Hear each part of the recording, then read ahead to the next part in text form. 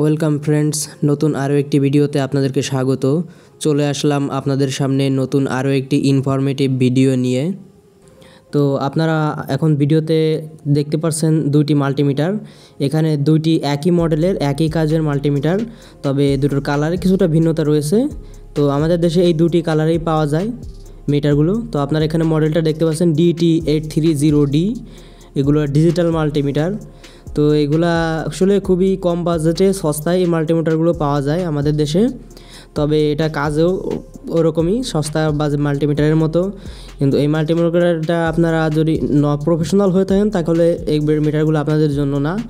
এই মিটারগুলো হচ্ছে যারা আপনার মনে করেন নতুন ইলেকট্রিক কাজ করছেন বা ইলেকট্রনিক বিষয়ে বিগিনার রয়েছেন, তারা এই মাল্টিমিটারগুলো ব্যবহার করতে পারেন।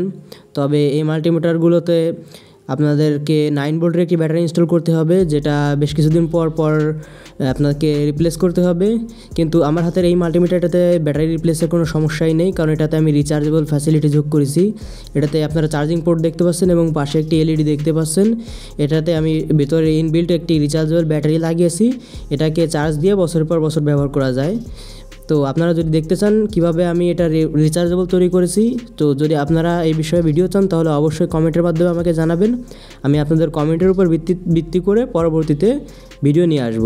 তো চলুন কিছু বিষয় দেখে নিয়ে যাক এই মাল্টিমিটারের ওয়ার্কিং প্রসেস সম্পর্কে। তো এখানে দেখতে পাচ্ছেন যে কমন লেখা, অর্থাৎ কম। তো এখানে আছে কালো কালারের মাল্টিমিটার প্রোবটি কানেক্ট করতে হয়। এর উপরে ভোল্টেজ, হোমস এবং মিলি এম্পিয়ারের একটা লেখা রয়েছে।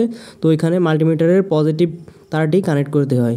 এর উপরে আরও একটি হোল রয়েছে, ওইখানে আপনাদেরকে এম্পিয়ার মেজারমেন্টের যখন এম্পিয়ার মেজারমেন্ট করবেন তখন রেড প্রোবটি খুলে ওইখানে কানেক্ট করতে হয়।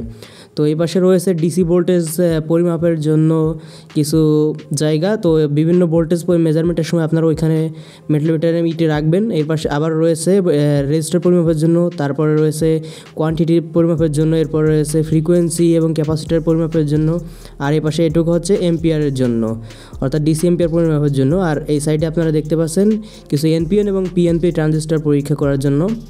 তো এই মাল্টিমিটারটি এর আসলে অ্যাকুরেট রেজাল্ট দিতে পারে না, একটা মোটামুটি অ্যাভারেজ টাইপের একটা রেজাল্ট দিয়ে থাকে এই মাল্টিমিটারগুলো।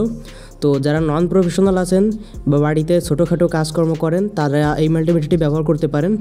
তবে প্রফেশনাল কাজের জন্য এই মাল্টিমিটারটি নয়। প্রফেশনালদের জন্য অন্য ভালো ভালো দামি মাল্টিমিটার রয়েছে, সেইগুলো ব্যবহার করবেন। এইখানে আপনারা আমার হাতে দেখতে পাচ্ছেন একটি স্মার্ট মাল্টিমিটার রয়েছে। এটা আমি গত বেশ কয়েক মাস ধরে ব্যবহার করতেছি, প্রায় 1 বছরের কাছাকাছি। এটি হচ্ছে একটি স্মার্ট টাচ স্ক্রিন মাল্টিমিটার। তো আপনারা যারা প্রফেশনাল আছে এটা ব্যবহার করতে পারেন। এই মাল্টিমিটারটির ডিসপ্লে সম্পূর্ণ টাচ, ডিসপ্লের উপর টাচ মাধ্যমে কাজ করে আপনাদের বিভিন্ন এটার ফাংশন নেভিগেট করতে হবে। তো এই মাল্টিমিটারটির ফুল ডিটেলস রিভিউ আমার চ্যানেলে আপলোড করা আছে, আপনারা চাইলে দেখে আসতে পারেন। তো ভিডিওর লিঙ্কটা আমি এই ভিডিওর ডেসক্রিপশনে দিয়ে দেবো, আপনারা চাইলে এই ভিডিও শেষ করে গিয়ে এই মাল্টিমিটারটার রিভিউ দেখে আসতে পারেন, ভালো লেগে যেতে পারে আপনার এই মাল্টিমিটারটি। তো এই ছিল আজকের ভিডিওটি শেষ পর্যন্ত দেখার জন্য অসংখ্য ধন্যবাদ। সবাই ভালো থাকবেন, আল্লাহ হাফেজ।